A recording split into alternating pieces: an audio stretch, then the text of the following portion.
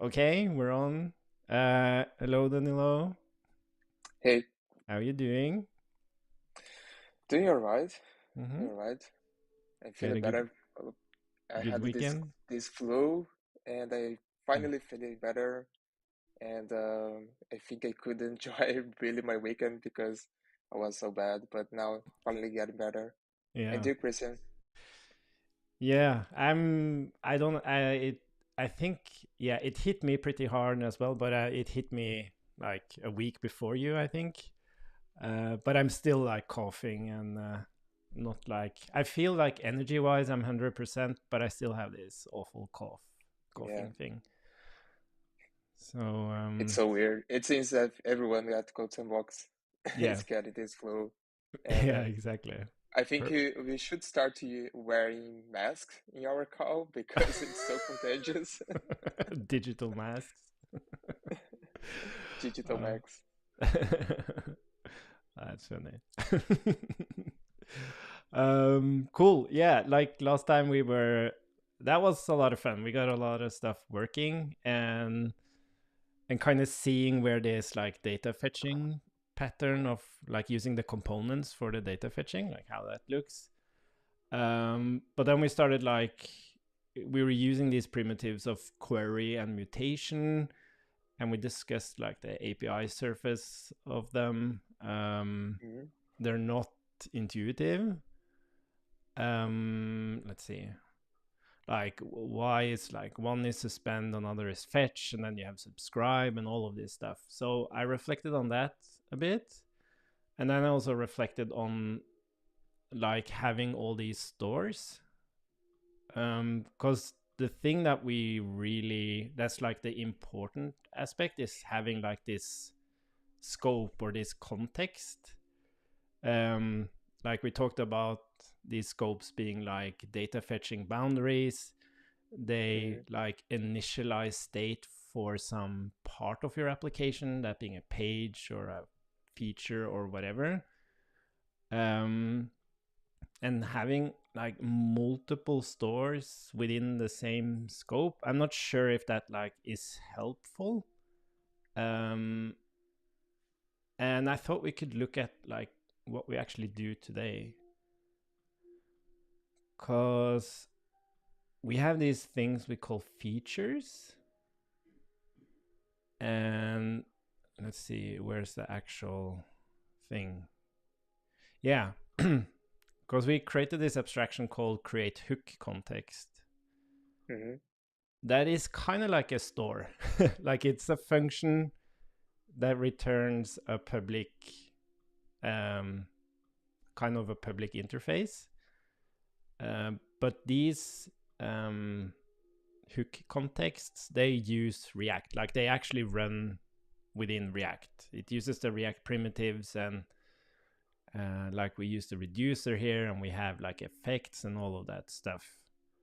Um, but conceptually, it's kind of the same. You're just encapsulating some state and management of that state into a function, which is exactly what the impact stores are as well.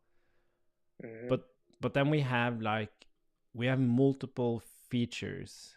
Um, and partly the reason for that is that if we were to combine, for example, a system commit and branch into one create hook context, it wouldn't matter if we made changes to the branch or we made changes to the assistant commit. Any consumer of that context would reconcile. So it becomes a Mhm. performance issue.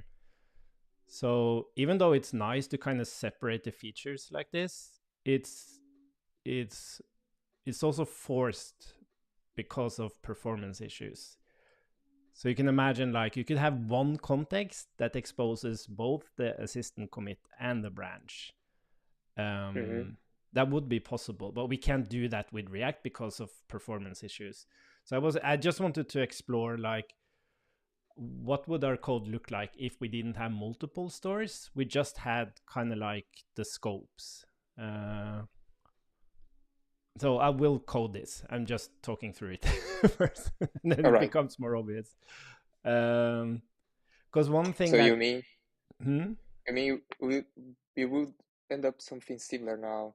Like we have each feature is a different provider, and then we want now each feature is a different store instead of Yeah. having a scope with everything.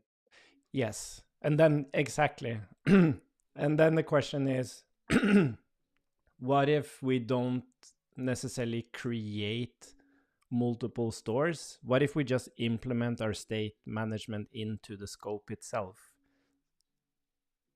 Mm-hmm. We'll look at the code for this. But the reason I started looking at that is because it can be quite difficult to understand the features, like where are, because they're kind of floating a bit, like there's a lot of features. And Yeah. it's interesting, like if we think about it as just a context, like you have the global context and you have our like branch context, like we've loaded a branch and that's a context, so we really only have two, arguably three contexts. Like you have the global context, you have your session, and then you have the specific branch you're working on. And so those are the things we call scope now, but you Mm-hmm. could call them contexts as well. And then the question is, if you just have those three contexts, does each context need to have multiple stores, or could you just implement everything just into the context? So in terms of like code exploration, there's only three things to explore. It's like the global context, the session context, and the branch context. And then you'll Interesting. find all the state and related logic inside it. But we can rather look at it with code. So Yeah, that's good. yeah, because yeah, let's just code it and talk about it further, because it's like, and this is the thing, right? We have kind of the functionality we need in terms of like optimizing performance, and we have like primitives for doing data fetching. This is only about like terminology and what kind of mental model it encourages. Mm-hmm. So it's just fun to like do these pivots to see like how do we think differently when we use Mm-hmm. different terminology and API surfaces. Cool. Would you mind starting opening the branch scope provider just to remember how it looks like? Oh, And yeah. So so here we have yeah, that's a good point. So what we're going to try to do now, at least, is that instead of having like create scope provider and have 4 different stores, we're just going to have a branch context. And then mm-hmm. within that branch context, we're going to implement what's available to you when you're in a branch context. All right. So it won't be like composing 4 different stores. And the thing is, like, that's why I went to the old code, because you can't do that in React context providers, because if you put too much stuff into a single context, you get into performance issues, because it doesn't matter what you change inside that context, everything will reconcile. But Yeah, makes sense. yeah, but here we don't have that constraint, because it just depends on what signals you're consuming from the context, that determines when your component will reconcile. So you have a lot more flexibility in that sense. Yeah, so that's one thing. And the other thing is replacing. I actually removed queries and mutations in this version of the API, and I'm going to show you how you can still do the data fetching. Cool. Let's see, pm add impact app latest, I guess.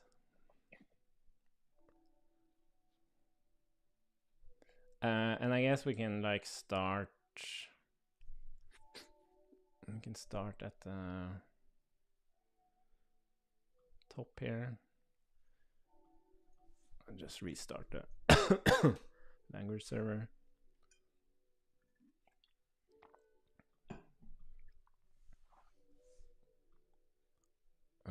Let's see. Yeah, nice.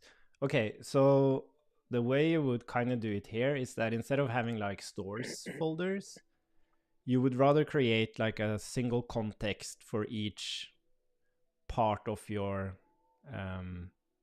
UI, kind of. So you know these, you have these two different approaches. Like you can organize your components, your styling, and your hooks, and like you separate by their what they are.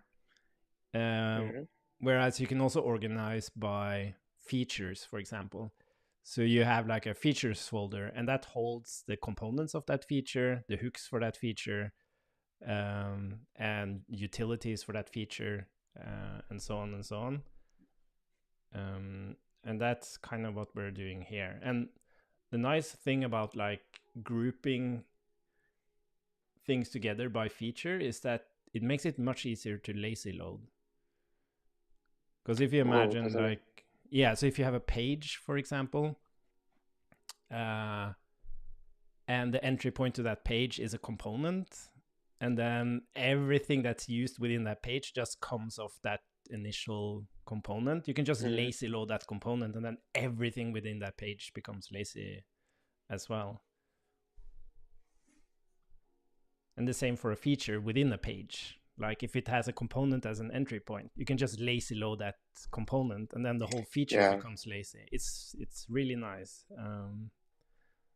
And yeah, as we are using suspense to wrap our components, also makes sense to lazily load them.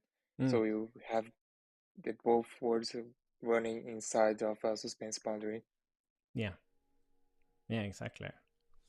Mm, let's see, what did we have here? We had, I can't remember all the stuff we created. We had index, which, yeah, so we have this session scope, and then we have, yeah, so we have like global is the router, and then we have session, which is, yeah, just the data store, Mm-hmm. basically the API, I guess. Yeah, let's just start with the router. So you would use global context, and then I just call it context. It's the same API, but here we're going to move the router. We're just going to shove it in here.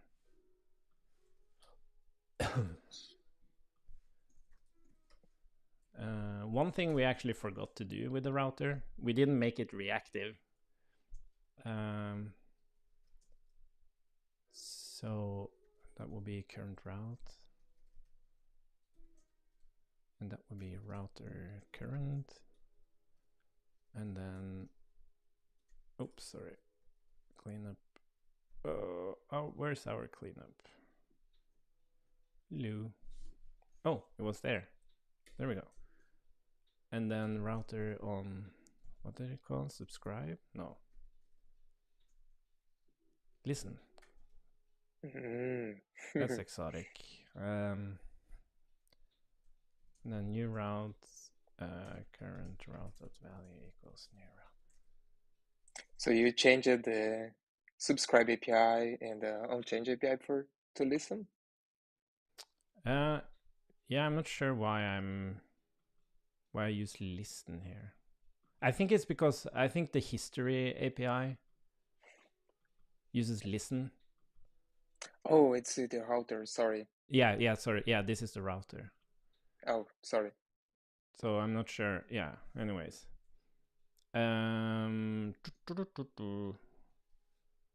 And then we can have, like, I'm not going to spend too much time on this, as we'll do it a bit quickly. And the router, what does it have? It has like, I can't remember what we're using here. We're using queries, and then we're using,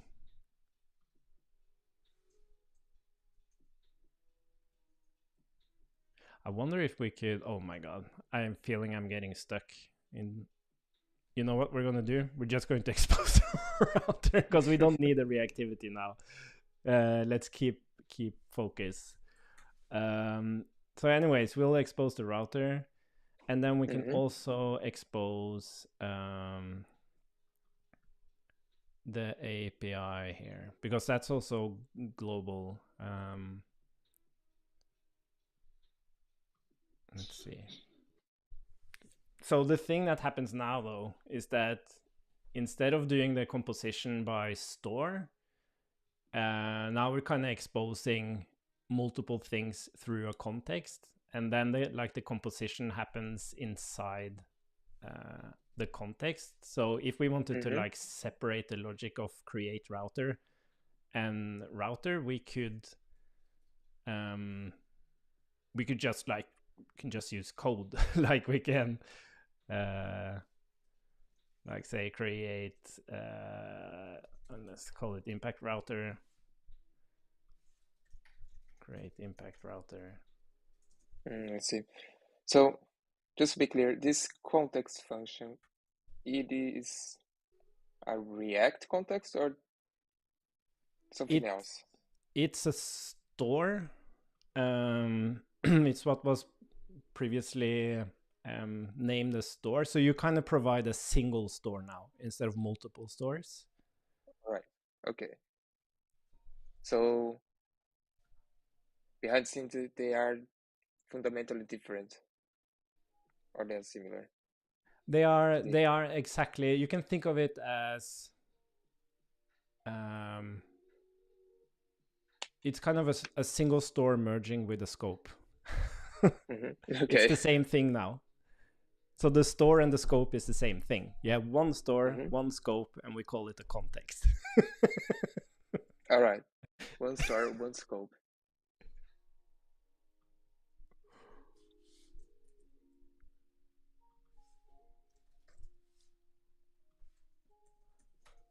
Let's see. Create CSV API. Then we'll just say create CSV API. So the point of why I wanted to try this is because of how you think about when you want to implement something, like where do you put it? What should be inside it? And if you enforce this idea of a context, you would ask yourself, if you're going to implement something here, you would ask yourself, is this something that should be available to anything in the application? Okay, then I'll put it in the global context. Is it something that should only be available on the session of the user? Okay, I'm going to put it in the session context. Is it something that should only be available when I load a specific branch? Okay, then I put it in the branch context. As opposed to what am I going to name this store? And is this store going to use some other store? And so on and so on. Let's see, CodeSandbox API. Oh my god. Because what I noticed when I'm working on this family app, when I was thinking about stores first, instead of thinking about like the scope or the context, is that I would create stores that would reflect a concept. So for example, in that app, I have something called weeks. That's a concept in the app, but those weeks are used in different contexts. So on one page in the app, I'm using weeks for one thing, and then in a different page, I'm using weeks for something else. So, but then I only have one weeks store, because I'm thinking weeks is a store. It's responsible for weeks. But if I would think about contexts instead, I would rather implement, okay, I have a context for one page because there's something specific I'm going to do on that page. And then I have a context for the other page because there's something specific I'm going to do on that page. So you end up with a different abstraction for the same. Yeah, the result is that your code lives closer to where it's being used. Or that's what I think it does.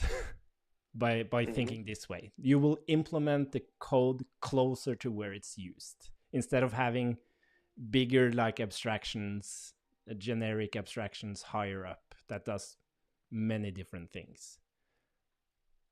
Yep. That's what I think, but I don't know. That's the theory. We'll see. Okay, so now we have, okay, maybe we can start looking at, let's see, let's just insert this last thing here. Cool. Okay, so on our global context, we're exposing a router and we're exposing the API. And then we have this thing where we are signing in and signing out. And I'm not sure if I want to dive into this with a mutation first. I think maybe I want to do this looking at the query first. Okay, we'll revisit this one. Okay. Cool. So now we don't need router store. We don't need CSP API store. And then we have our components. And what I'm going to do, I'm just going to create, like we talked about, like separating by feature and page. I'm not going to do that now. I'm just going to shove the stuff in here. But we can have our session context. Use session context equals context. And the only thing that lived there was this ability to go and fetch a branch. I'll just copy the whole thing.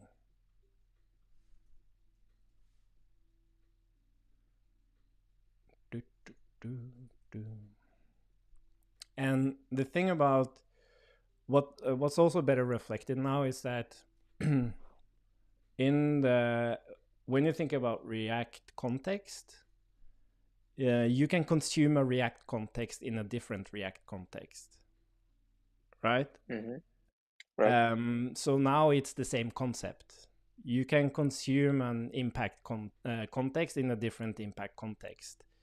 It's like it's more familiar. It's closer to how React works. It's not like you consume individual stores. You consume contexts. So to use the API here, we would get it from use global context because that's where we implemented it.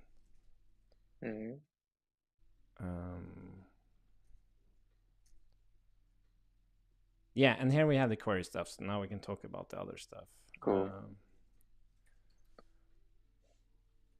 Use, hello. Aren't you happy? Oh, is it because...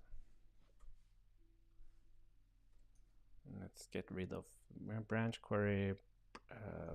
We don't need this. Okay, nice. Okay, so the thing we want to do here is we want to fetch a branch. That's what we want to do. And previously the query API was very specific. Like when you use queries, the first argument is a key and stuff like that. But now we don't have to do that. We can just create a function. Like you just implement it as you would normally. Let's see. Is this right? I guess we can branch params or something, or fetch branch params. Something like that. And then we own a repo branch workspace ID. Cool. Do I have an error here? There we go. Okay, so one thing that was kind of nice about queries is that it had like an internal cache. So it would use that key that you pass as a first argument to kind of cache the query. So if you call the same thing multiple times, it would just return the previous result. But that's not like if you want that behavior or the consequence of that is that you also need some way for the developer to manage that cache. Like, when should it be removed? Should it live forever? When should you refetch and all of that stuff? So instead of Yeah. taking on that abstraction, I'm currently just stating, okay, if you want to cache your fetch branch, in this case, you create a record where you have a string representing the branch, and then we're going to store it in a signal, which is a promise of branch DTO. Mm. So you removed the cache layer, which is kind of a hidden feature, and now you are making it more explicit. Yes, it's more explicit. So now you have full access to your cache. You can decide, you could have like a freaking set interval or something here that will kind of go and check when did you last fetch it, and then it would remove it from this record, for example, so that the next time you would access it, like, you could do whatever you want. Yeah. Yeah, I think it's a very important piece for DevX because managed cache is hard. Yeah. Once you get a cache, it's sometimes it's hard to just get rid of it. So now if you have a explicit way to manage it and clean it, it's better. I can see why you made this change. Yeah, yeah, and it's so interesting because, like, if you use something like Next.js and you're building something that fits very well with Next.js, you kind of get all that caching stuff out of the box. But Impact isn't built for like a very generic data fetching pattern. It's to give you control of like doing the data fetching that makes sense for your app. Like, these productivity apps, they are like more different than similar when it comes to data fetching and general state management. So it's more about, yeah, it should be lower level. It shouldn't have too high abstractions, or you, Yeah. yeah, it's not doing its job basically. Why is branch? Oh, yeah. So I'm just creating the branch key here. So that's going to be our like unique key. And then we're going to see, do we have this branch key? And if we don't have that branch key, we are going to go and fetch the thing. And now the interesting things start happening. Because what we're going to do, we're going to put this thing into a signal branch key. Are you complaining because I'm not returning you? Oh. Maybe it's complaining because you have multiple branch variable names. Oh shit, I do. Should we call it branch query or something? Let's call it branch query. Or let's call it branch. Okay, let's call it branch signal. God damn it.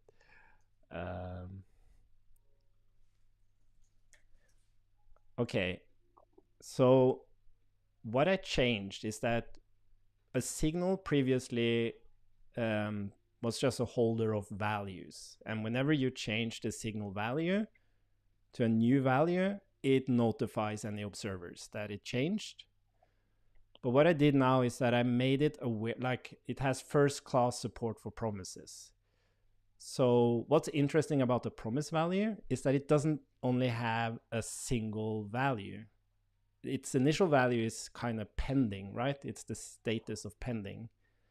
And then it's either fulfilled or it's rejected. And what I mean by first class support is that the signal will actually update itself when the promise you pass to it moves into these new states. So you can just add a promise to the signal, and then if someone's observing that signal or that promise, they will actually update when the promise moves into fulfilled and rejected, just by default behavior. And it's doing the exact same thing that you explored, extending the promise like with a status property, just like the use hook for React is intended to work. So it is the same promise that you always have, but the promise gets like a status property of pending, rejected, or fulfilled. And that changes automatically as the promise resolves inside the signal. But now you can just consume the signal using the use hook and you suspend it. Or you can just consume the promise as is and the component will update automatically. Ooh, I can see now. We can. So it Yeah. is more feedable. I don't know how to say this, but it's easier to use these signals using the use new hook Yes. for React. Yes. So if you look at this, what you get back here, like I pass a normal, I'm passing a promise into the signal, and then the value on the signal becomes a signal promise, and that it's the same promise. It just has this status property that's compatible with the use hook, and the signal automatically updates itself as the promise resolves. Cool. So it becomes like That's the word I was looking for. Compatible. yeah, Yeah, the signal exactly. now is compatible for first class support for user hook. Yes, exactly. Yeah, so you get that out of the box, and you also, if you want to consume the promise as is, you don't have to do anything in the component. Just consuming the promise from the signal in the component will make the component reconcile because you access the promise. So you're basically creating an observable promise, which is really cool. I'll show you how it looks in the code. But what's nice is like I deleted like a bunch of code, a bunch of documentation, and it's just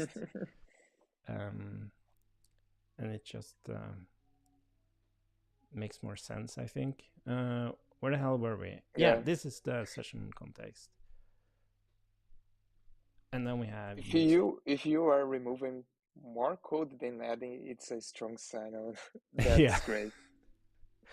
It feels so better when we are removing code and we are paid for removing code. Yeah. Use branch context. Oh. So we'll shortly start consuming this in a component. So we had a bit different stuff here. So let's just use branch context. I'm going to use the same pattern here, like create AI. Let's see. And then we'll bloopity bloop. Yeah, so one aspect of this that I don't like compared to having multiple stores is, I'll show you. Use git, oh my god.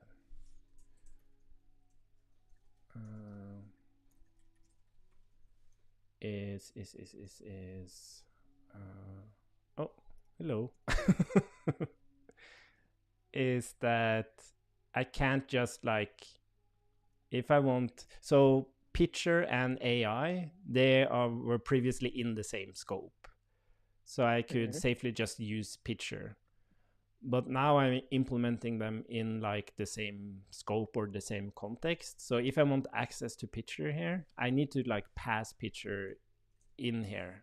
I'll show you.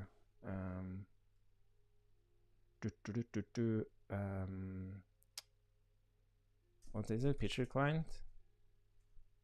Picture VM client? Yeah, that's the one.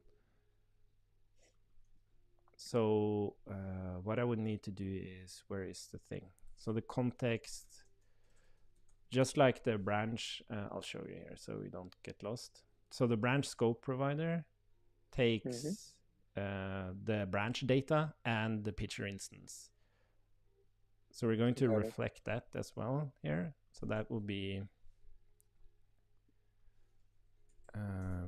we need to get picture VM client and the branch data, which would be branch DTO or something. Yeah. Picture and branch data. So if I want to create this AI thing, AI create AI, I'll have to like pass picture in there. So it's the same type of composition, but it doesn't use this like dependency injection type of thing. You're more explicitly composing things together, which is not necessarily a bad thing. It's just different. Yeah. And then we have picture. Yeah, and then we need the Git stuff. I should have taken that one last. Create Git. And I guess this one needs picture as well. Function create Git. Picture, VM client. And then Git store. Let's see. Boop, boop, boop, boop. Clean up. Protocol. That's from CodeSandbox picture protocol. Cool. And we have picture here. So we're just going to do this. And now we can just say signal here. Signal. We can just load it. Don't have to do anything special. But what's interesting here? We'll let's see, picture. Blah blah blah. We're listening to updates, and then let's just call it git status. And then we'll get. I guess we can just call it status. Oh, let's call it git status. So now we want to update. So we have a signal that's a promise, and we want to update that with a subscription. And what's interesting is that this requires a promise value. So to update it, we can do that using updated, just a result promise. What kind of, yeah, so we could type it. We could type setting the value that you're allowed to update with a promise, because if you wanted to fetch again, of course that's a promise. But if you already have the value, it does feel a little bit unnatural that you have to resolve a promise. You already have the value. But technically you could just do this, and then internally it could like see that it's not a promise, so it will just update the value. But still, then there's something iffy about the typing. Like you're saying it's a promise, but suddenly you don't need to treat it as a promise. I see. Just a matter of being more consistent. Yeah, how you treat your values. Yeah, and it doesn't conflict with anything else. There's like a risk that it's like an exception if it's a promise, but you don't really know if you don't necessarily know that it's going to be a promise, because you don't have to initialize it with a promise. You might set that promise later. So it just makes sure that it treats promises as promises. But the good thing is that when you do this under the hood, it doesn't first like notify a pending state, and then immediately it sends like a fulfilled state. I was about to ask, don't you need to update the status of this promise? Yeah, so what happens under the hood is that when you set a new value to a signal, and that value is a promise, it creates that status promise or adds the status to it. But it waits a tick or a micro task before it does it. Kind of like what React does for suspense. I think we talked about that. So if you use the use hook with a promise, it actually waits a micro task before it throws it to a suspense boundary to see if it's an actual resolved promise. I see. So it does the same thing here, because when you're setting a signal, you're always kind of asynchronously setting it. Like you're setting it at some time after it was initialized. So you don't have to synchronously notify components about the value updating. They don't care if it's like exactly when you assigned it, or it's a micro task after you assigned it.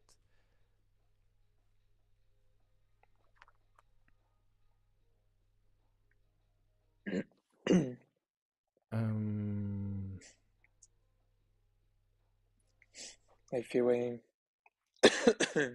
Where were I'm feeling kind of losing my voice today. I thought I was better. we? Apparently not.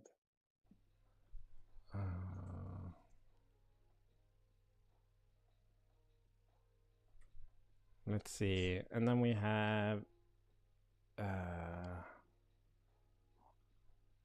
yeah, so this is the thing that makes me, it feels a little bit iffy. Because now, like in this create AI, we need access to the Git status. So now we do like this manual composition, like where we have to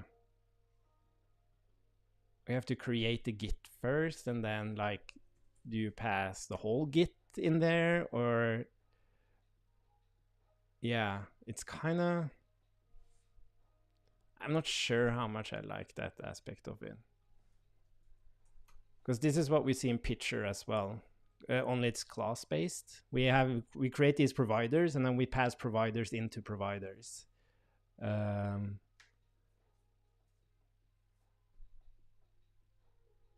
you get like these massive constructors for every provider, and it's like hard to reason about like where is it coming from, and then why is it there, and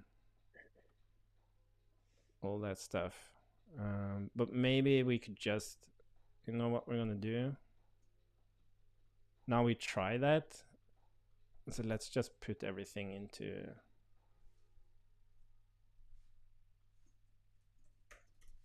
just put it all in here.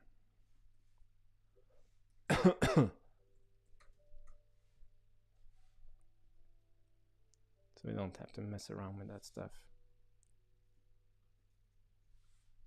So we have a picture there.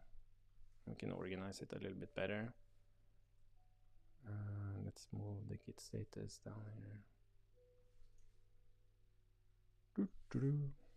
And then we have the cleanup stuff down here.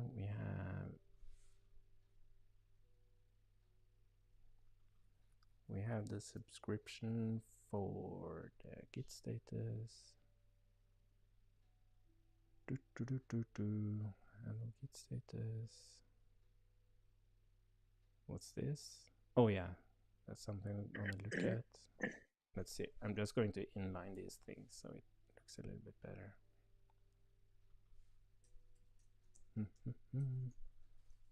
And oh yeah, that's was the annoying thing. Like it returns this disposer. You have to call dispose explicitly, so you can't like inline it. Yes. So we're going to take this thing, remove that just for now. Okay, cool. And we actually don't need that one. Okay, sorry. Now I think we're back into it. Okay, so we have our Git status signal. We have our subscription to update that signal. And then we have the disposing when things clean up. And then we have this other thing, which was whenever the Git status updates, we want to run something. We want to run the commit message. And we talked about, I don't know if you remember, we talked about like we had this on change. We were just wondering like, when does this Git status update? We want to do something whenever it updates. And there was this specific on change method on the query. Mm-hmm. But now, in the spirit of what everyone else does with reactivity, like MobX has its auto run, Solid.js has its effect, I think. And like all these reactive libraries, they have like a way to observe something and then just act on it. So we have the same here. It's called observe. And then we can just access the git status.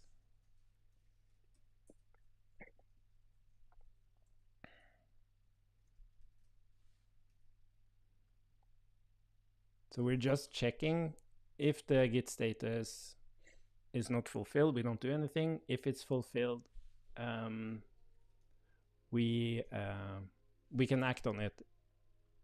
And since we use this observe, it will just work. So whenever, since we access the git status, whenever that git status changes, this observe will run again. Oh, It's kind of like a reaction. I think they call it reaction as well in MobX. how does that work? How observe function know that the git status changed? Yeah. So that's the thing. Like a signal, this is based on. So it's an object that just has a value property. And the reason it just has a value property is because it's a getter and a setter. So I have custom code in the signal for the value getter. So whenever you actually do something like foo equals git status value, something happens under the hood. And the same when you do git status value equals bar, something happens under the hood, which deals with observability. There are like other ways to do this. Like it could be git status set and git status get, or I think Solid has something like git status for the getter and then git status foo for the setter. Like there's just different ways of expressing the same thing. So this value property is, I think preact does the same, preact signals. So yeah, I don't have very strong opinions about which one is like the best. But at least this value property is the most or the least abstracty. It's just like a property. Like they are just different ways to write the same thing. Exactly. So the way observe works is that when this is called with the callback, it creates like an observer context in the background that lives, which is initialized right before this callback is called, and is kind of stopped or disposed when this callback is done running. So it basically activates observation. So if any signal in any context in the app is accessed during the execution of this function, it registers to that observer context. So basically, this is the line of code that makes it understand that this callback is interested in this specific signal. I see. But this observer callback will be called when any signal change, right? Or only when git status change? Only when git status change. Okay. I think as you didn't get it, but I will rely on this. It's really interesting. It's like this is how things becomes more performant. It's that you can create an observer context for the component, and it doesn't matter what signal you access within the component. Those signal accessors is registered to the active observer context, which is only open during the execution of the component body.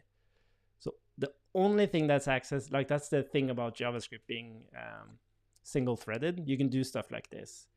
Because you can guarantee that just before that component body renders, you create an observer context, and you know that nothing else can run while I execute this component body.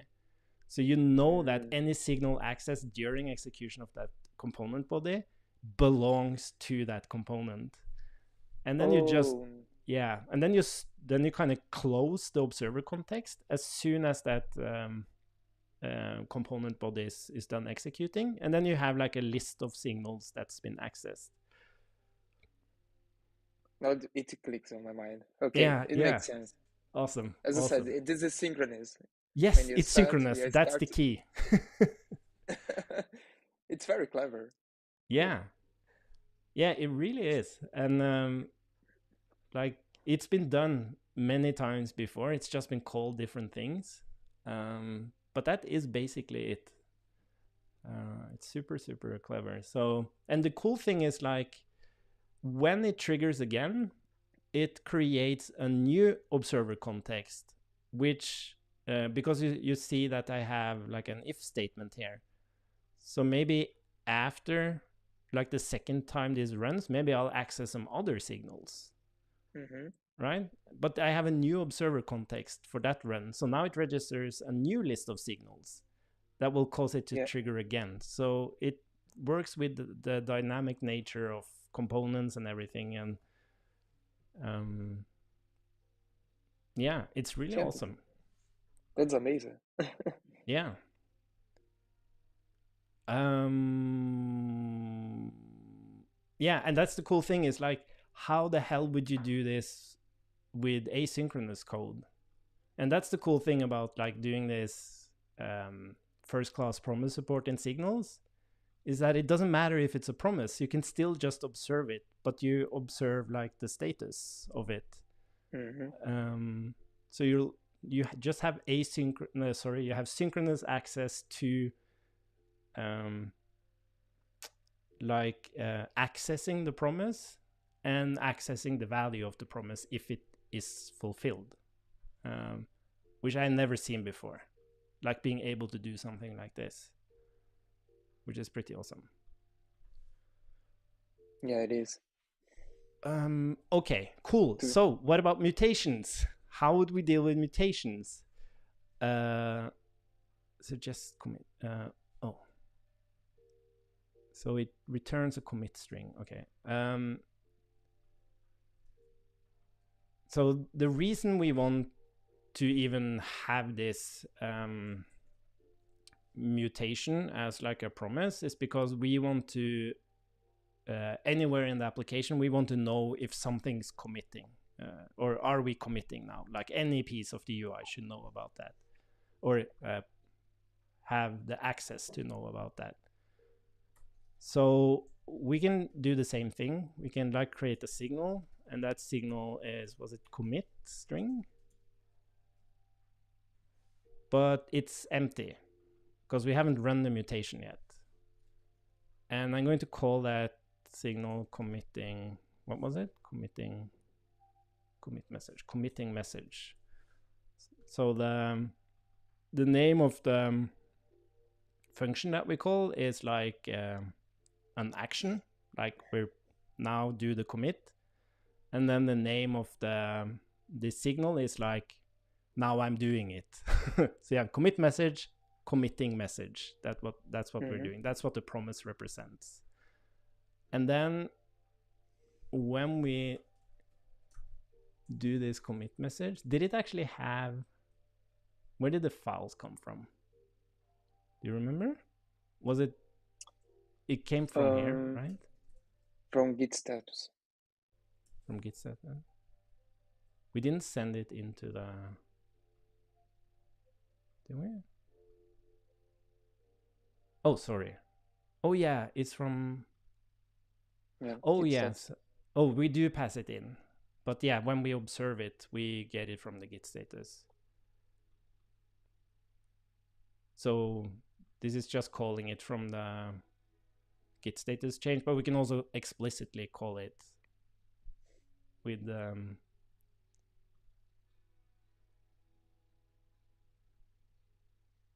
files. Let's see.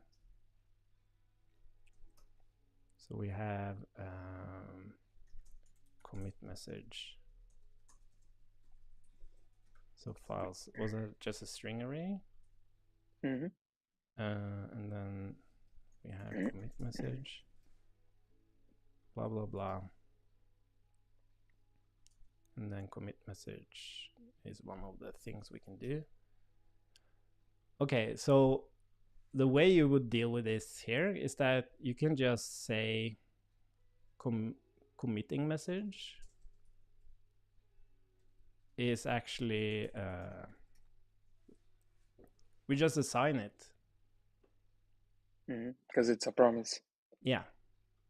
And that becomes an observable promise. So from a component, you can access, if you're interested in knowing if we are committing a message, you can access this. We should expose it, of course.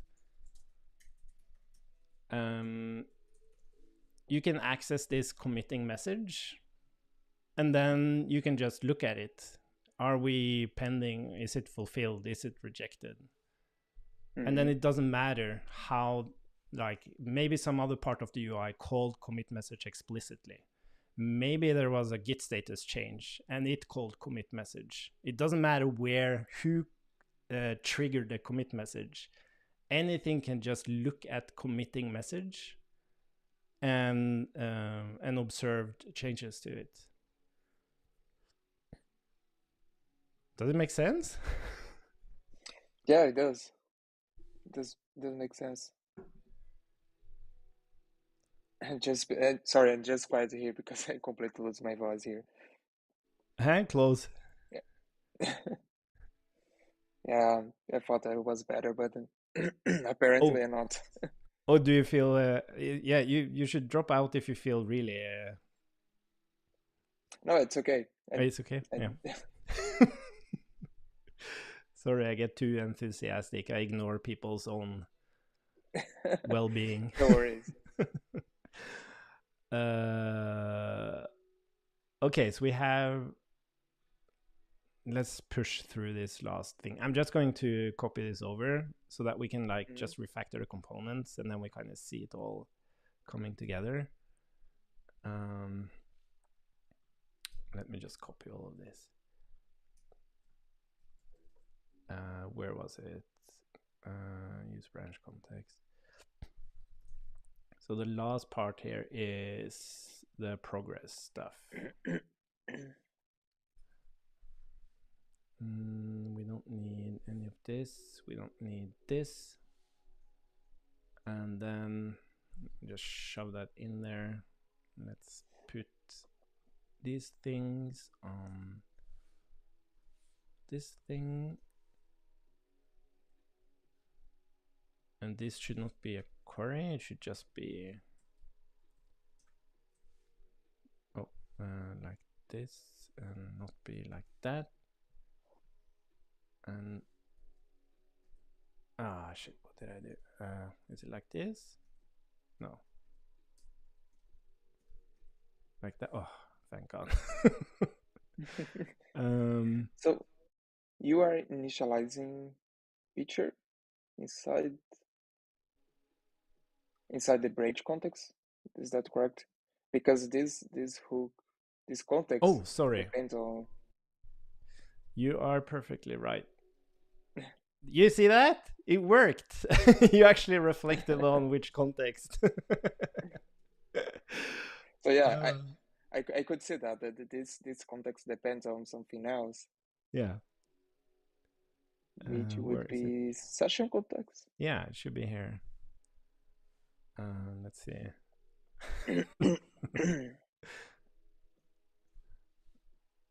Oh, did I? Oh my God. Okay, we still have the code though.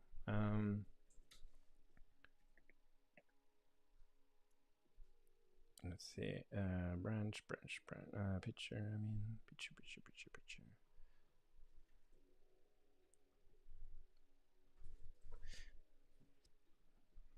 Yeah, it's also interesting that like we currently only have one picture.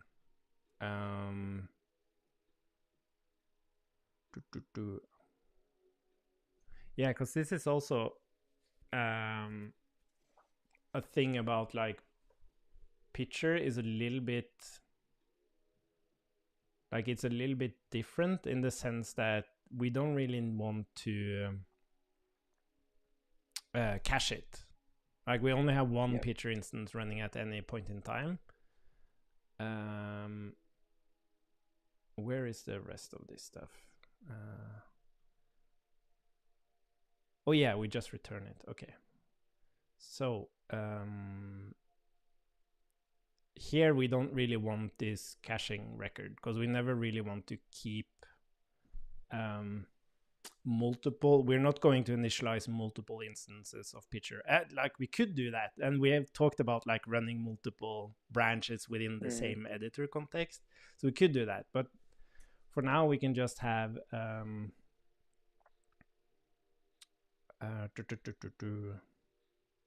we can just have a single signal here for what's it called? Initialize picture signal promise of picture VM client.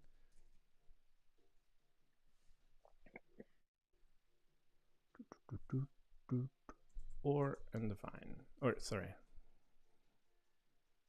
Or can we use? Oh, yeah, I guess we can. Sorry, we can just do equals. Sorry. Boop.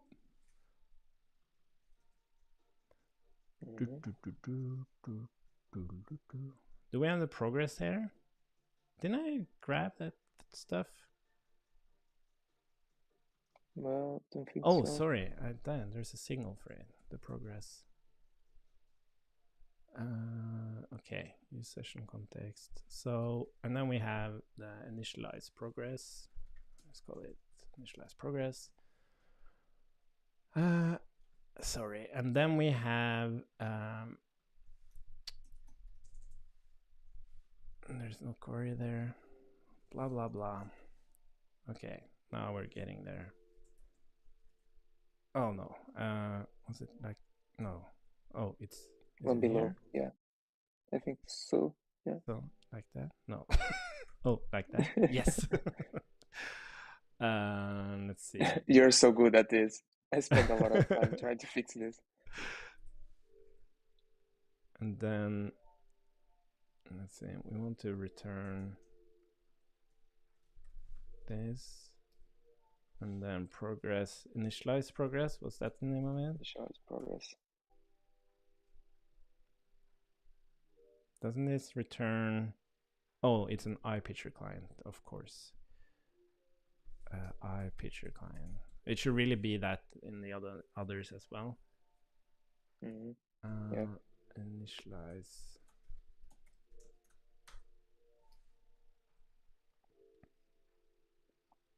So at this point, we have two things. One of the progress and then the picture itself, right? Yes. So two signals.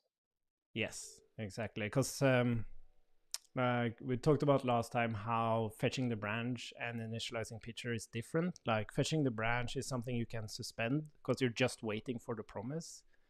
But when we initialize picture, that is also a promise. But during the resolvement of the promise, we get these events of progress that we still want to render out as we are like waiting for picture to resolve itself. Which is why we have two of them. What's interesting though is also with the first class support for promises in the signal is that if you were to reassign a new promise while it's currently resolving a promise, it will actually abort the existing promise. So you also get that kind of out of the box. Yeah, that's important. And then, yeah, it will abort. But if you wanted to dispose this feature client, you need to use cleanup, right? Which is a different thing, obviously. Sorry? If you want to dispose this feature client for some reason, like we are disconnecting, Yes. and then you would use the user cleanup. Yes. Yeah, which Exactly. is there. Okay. Yeah. So we could add that, like picture dispose. So that would be something you do when the branch context um, cleans itself up. Mm-hmm. Mm-hmm. Okay, and so what I'm making sure of now is that we're going to like just call initialize picture query from the component. So it can be called like multiple times, just like the fetch thing. Mm-hmm. So we're just making sure that um, that we are. It's interesting, like at any moment in time, we'll only run one picture, but it should be tied to the instance ID. So you could argue that this should also be a record so that we actually store the signal on the instance ID. And then when we unmount the branch context, then we could just delete it Mm-hmm. from the record, because it has two aspects. One thing is caching, which makes more sense when you think about caching for like keeping data longer in the client. But it's also the fact that we're going to call these methods directly from the component.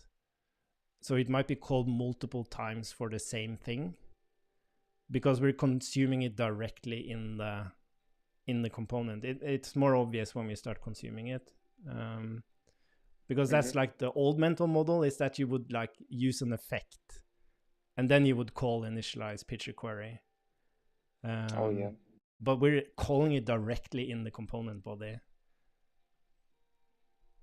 So, okay, you have time to look at the components? Um, if you can, I would rather go for Thursday maybe, and not feel Yeah, it 100% now. yeah, let's do that. But I'm so curious because now we have all the pieces, and then they just need to connect all together. And so Exactly. curious. Okay, I won't. I promise I won't do anything with this until Yeah, please. Thursday. Uh, but yeah, Yeah, it's really exciting. Like how we are going from different perspectives and iterating this and feeling more natural now. yeah, I think it's definitely a step in the right direction. My only concern is like these context functions, they become like bigger, uh, and the question is like composing things together when, and that's true for all code. Like if things gets too big, you break it up into pieces, but it's how you bring those pieces back together that can feel a bit wiry. Like you have to wire a lot Hmm. of stuff. So I'm curious about that. But yeah, let's end the stream and then we're done with the state stuff, and then it's all component consumption on Thursday.